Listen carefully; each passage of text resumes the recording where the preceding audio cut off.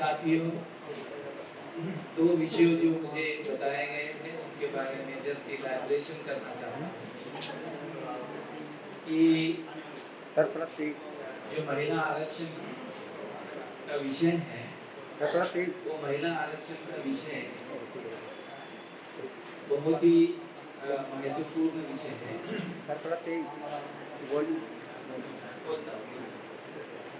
तो ये जो विषय आपने देखा होगा कि देश में इस तरह से महिला आरक्षण लागू किया गया, वो महिला आरक्षण का विरोध सबसे पहले बाबा साहब अम्बेडकर ने किया। आप लोगों को शायद पता नहीं होगा, लेकिन बाबा साहब अम्बेडकर ने 15 अक्टूबर 1956 को जो धम्म दीक्षा प्रोग्राम हुआ था नागपुर में, उसके बाद में नागपुर महानगर पालिका ने बाबा साहब अम्बेडकर का सत्कार किया था। उसके बाद सत्कार को उन्होंने रिप्लाई किया, वहाँ बाबा साहब अम्बेडकर ने महिला आरक्षण का सबसे पहले विरोध किया था। उन्होंने कहा था कि कांग्रेस 292 महिलाओं को पार्लियामेंट में पर्टिकुलरली लोकसभा में लाना चाहती है, और उसका बहुत जोरदार तरीके से 1956 में बाबा साहब ने विरोध किया था। बहुत मुझे लगता है कि उनकी भाषा, उस भाषण में आप देखेंगे बाबा साहब की, तो बहुत पीड़ादायक है। और उनका कहना था कि यहाँ जो है मनुवादी महिलाओं का बोलबाला बढ़ जाएगा, और उस वजह से उन्होंने बड़ा विरोध किया था। तो महिला आरक्षण जो बिल है वो कांग्रेस ने 1956 में कंटेम्पलेट किया वाला बिल है, आज का नहीं है। लागू जो है 2023 में मतलब बिल बना है, लेकिन 1956 में कांग्रेस ने उसको कंटेम्पलेट किया। दूसरी बात, इम्पोर्टेंट एस्पेक्ट उसमें यह है कि जितनी भी महिलाएं वहाँ महिला आरक्षण के माध्यम से आने वाली हैं, उसमें SC ST की महिलाएं जो एग्जिस्टिंग रिजर्वेशन है उसके थ्रू आएगी, लेकिन OBC में जो backwards and most backwards communities की महिलाएं हैं वो उसमें नहीं आएगी। तो इसका जो सबसे बड़ा नुकसान हम लोग देख रहे हैं कि OBCs में जो मोस्ट बैकवर्ड एंड बैकवर्ड और DTNTs, ये जो 3 सब कैटेगरीज है उसमें महिलाएं नहीं आएंगी।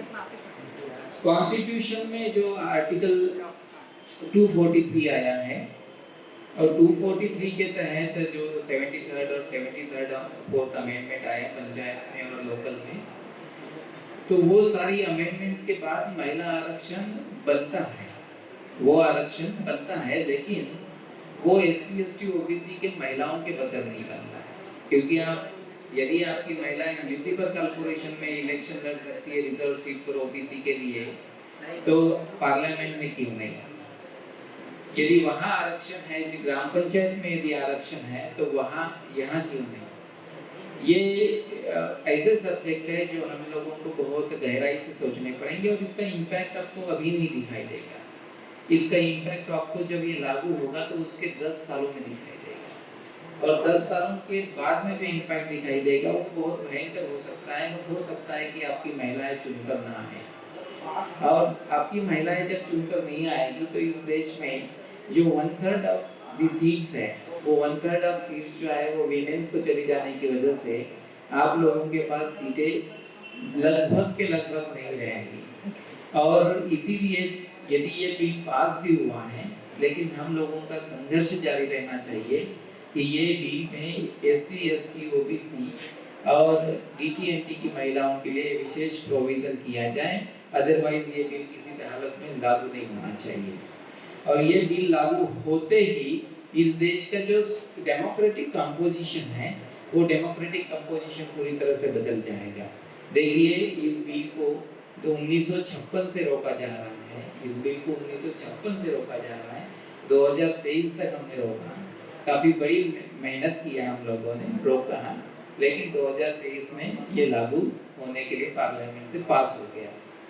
इसके पीछे बहुत सारे कारण हैं, अध्यक्ष साहब ने उसके कारण बताए, मैं उस चीज़ों में नहीं जाना चाहता और शॉर्ट में ही बात करना चाहता हूँ, फिर जब तक मौका मिलेगा तो आगे बात करेंगे विषय पर। दूसरा इम्पॉर्टेंट एस्पेक्ट आप देखेंगे कि ये जो विमेंस रिजर्वेशन बिल आया था, उसमें हम सारी पॉलिटिकल पार्टी से उम्मीद कर रहे थे, including Bahujan Samaj party, Samajwadi party या फिर राजद, ये सारी पार्टियां उनसे उम्मीद कर रहे थे कि ये लोग अमेंडमेंट लेकर आएंगे। कांग्रेस से मेरी कोई उम्मीद नहीं थी कि कांग्रेस चाहती ही नहीं है, तो लेकिन इन पार्टियों ने भी बोला कि हम लोग उसमें कोई अमेंडमेंट नहीं लेकर आ रहे। तो जब लोकसभा से पास हो रहा था और हमको पता चला कि किसी तरह की अमेंडमेंट नहीं आई, तो मुझे रिक्वेस्ट किया कुछ लोगों ने कि आप एटलीस्ट एक अमेंडमेंट बना दीजिए।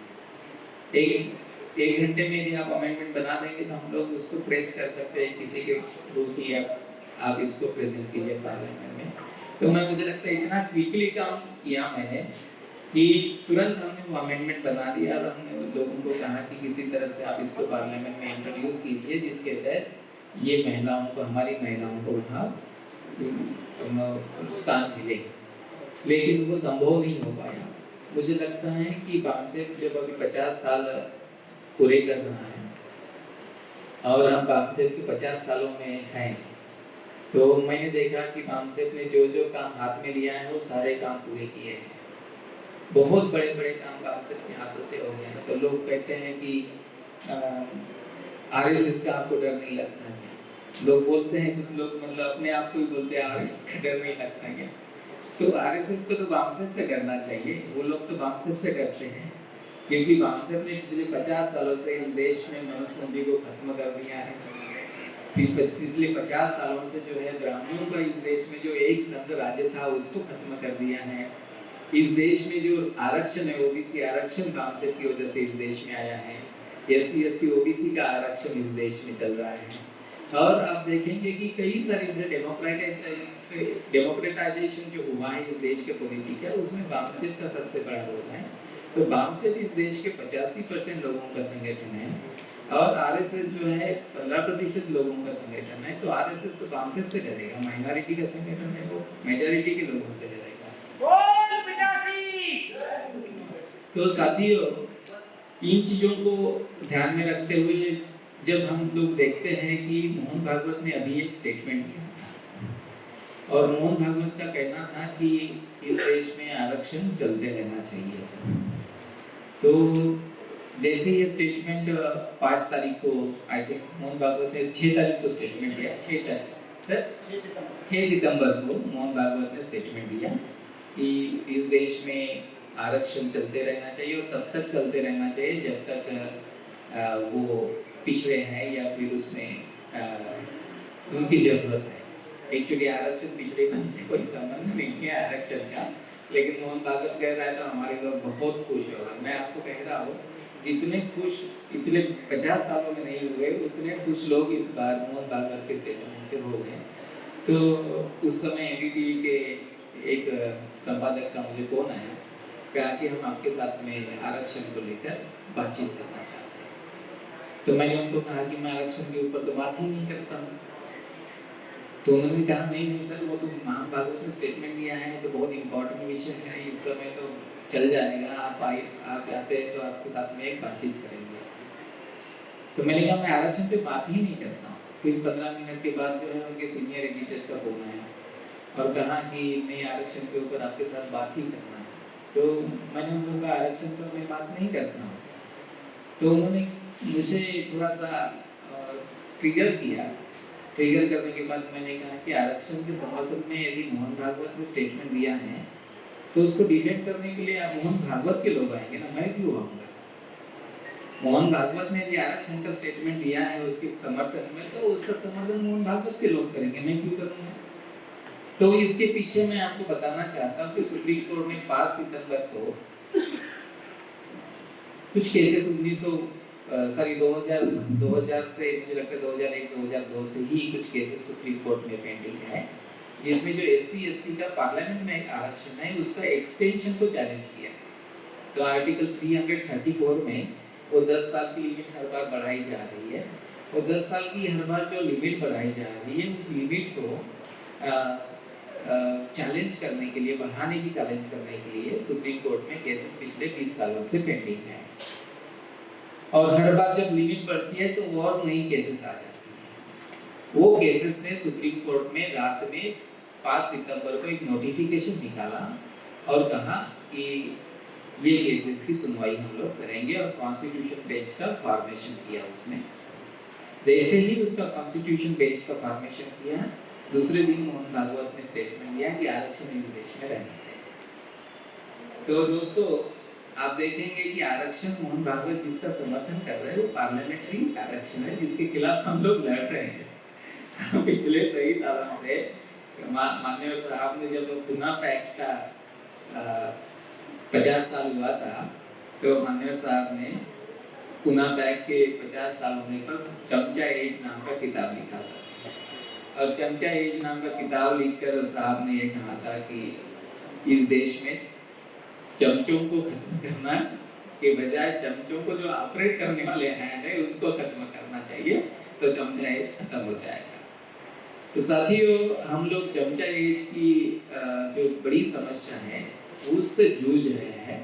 मोहन भागवत आरक्षण का समर्थन करके चमचा एज की समस्या को बढ़ाना चाहते हैं। तो इसीलिए बहुत खुशी होने की जरूरत नहीं है।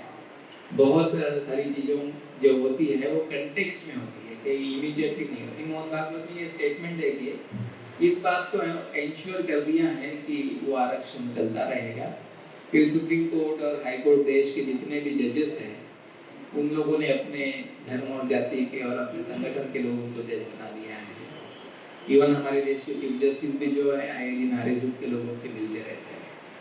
तो मैंने देखा कि चीफ जस्टिस जहाँ कहीं पे भी जा रहे हैं वो आरएसएस के लोगों से मिल रहे हैं। तो इसीलिए जो है हम लोगों को बहुत ज़्यादा खुश होने की जरूरत नहीं है। हम लोगों को बामसेट को मजबूत करने के लिए कोशिश करना है। जैसे बामसेट मजबूत होती है सारी समस्या खत्म हो जाती है। इसलिए हमें संगठनात्मक तौर पर ध्यान देना चाहिए। रिसर्च एंड एनालिसिस विंग और फिर जो स्टडी सर्कल उसको हमें आगे बढ़ाना चाहिए। और संगठन देखिए, संगठन सबसे बड़ी चीज होती है, इसीलिए उसके ऊपर फोकस करना चाहिए। ये जो चीजें होती है जो बीच बीच में कोई समर्थन करता है, कोई विरोध करता है, फिर हिंदू मुसलमान आ जाता है, फिर भाजपा को हटाने के लिए कांग्रेस को लाना है, इसके लिए पूरे दलित समाज के लोग और कुछ ओबीसी समाज के लोग भी खड़े हो जाते हैं कि नहीं आप भाजपा को हटाने के लिए कांग्रेस को लाना है। तो कांग्रेस ही भाजपा की नंबर 1 पार्टी है। कांग्रेस जब सरकार में होती है तब वो भाजपा होती है और भाजपा जब सरकार में होती है तब वो दैट काइंड ऑफ थिंग है। इसलिए हम सारी पॉलिटिक्स का विरोध करते हुए इस देश में हमारी अपनी विचारधारा की पॉलिटिक्स को हम लोग फ्यूचर में बना पाए तो संभव हो पाए तो ठीक है, लेकिन बहुजन समाज की कोई भी चीज़ को आगे बढ़ाने के लिए कॉन्सेप्ट को आगे बढ़ाने की जरूरत है।